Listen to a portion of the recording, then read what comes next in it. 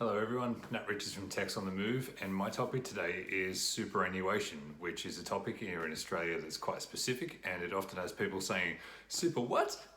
It is basically our national Australian pension system. So it is something that is government mandated, absolutely critical that every Australian employer, no matter whether they're paying that to someone that is from Australia originally or is here on some form of a visa, which of course is where we come in, is paid this payment. So absolutely not negotiable. And for the most part, unless specifically stated otherwise, this is a payment that will be contributed into a nominated fund of your choice on top of your wage or salary.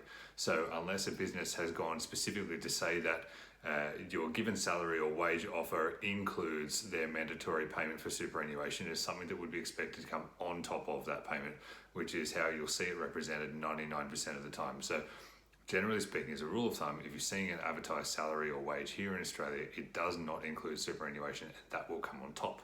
So the good news is superannuation is actually kind of one of the best kept secrets about coming to work in Australia because it's quite lucrative. The rate of payment is 9.5% of your base salary or wage, and sometimes it can be higher than that depending on exactly how an employer chooses to do things. But base salary or wage alone, 9.5% government mandated, and there is significant talk at the moment here in 2020 of that going up soon, potentially to around 12%.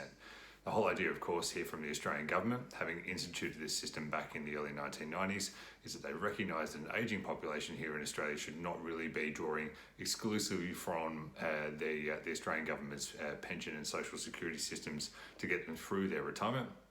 And so businesses are encouraged to help private people save for their own retirement, and over time that system has now grown to become one of the most generally lucrative and well supported pension or superannuation systems in the entire world. At the moment, I believe we are ranked somewhere in the top 5, number 3 generally speaking, depending on which site you're looking at, for how well that system works.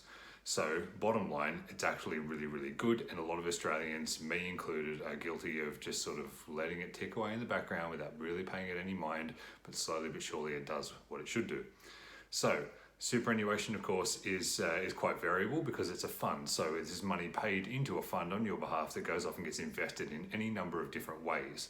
And you're pretty much signing over that right for the fund that you're in bed with to do what they have to do with your money to try to get the best return. So you do have some control over that, of course, but that's a whole other topic that is probably not worth going into here.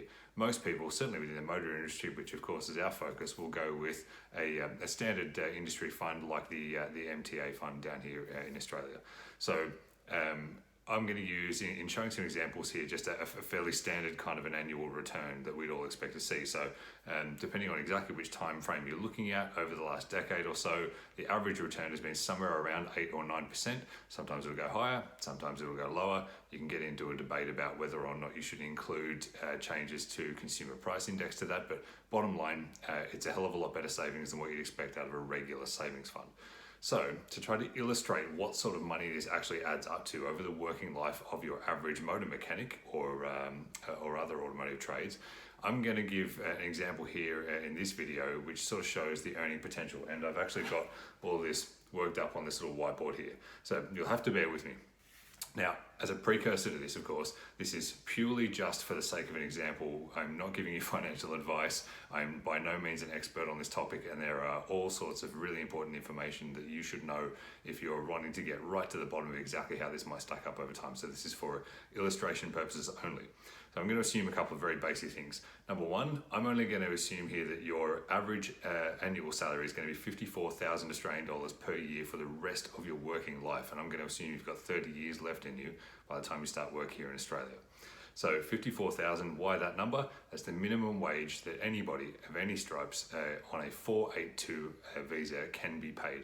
I would expect most of our motor mechanics to be paid more than that. I'm going to go all the way down to 54 as an assumed base, and that's it. I'm also going to assume that you'll be paid that for the next 30 years, so no improvement over time according to the way that the economy, of course, changes or your position at work changes. I'm just going to assume that you stay doing the same job for the same money for 30 years, which is not realistic, but it still gives us a baseline.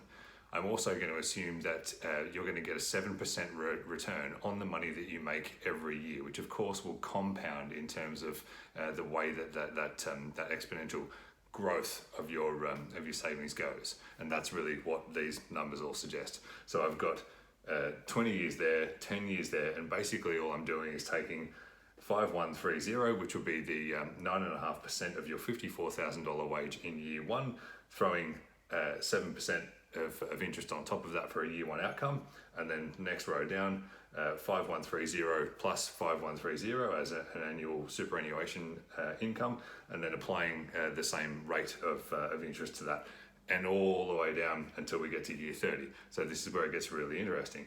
After year 15, your original $5,130 in income becomes $137,935 on my crude maths here. We go all the way to year 30, so only double the time after that. It's gone all the way up to $518,000 and $518,502. You can tell I'm not an economist. So from scratch, we've gone from zero money in retirement savings to $500,000 Australian dollars in savings, assuming a completely flat and unchanging economy. And that is for the base wage of your very average motor mechanic. Nothing special or fancy about it in the slightest. And in fact, that's based on some fairly conservative figures on what we've seen so far for superannuation accounts over the last 30 odd years that this has been in effect.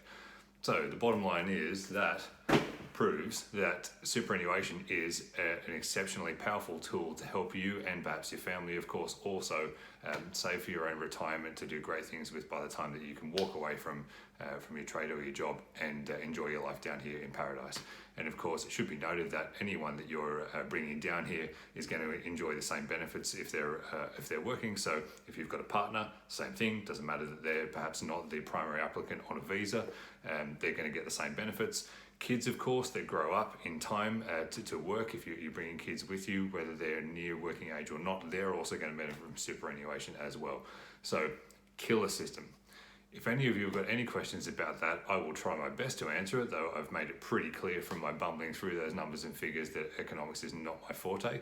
By all means, throw some questions in the comments wherever you've seen this video, or drop me a line directly, nat.richards@texonthemove.com.au. I'd love to talk about superannuation with you, even if I am not a genius on this subject. Thank you.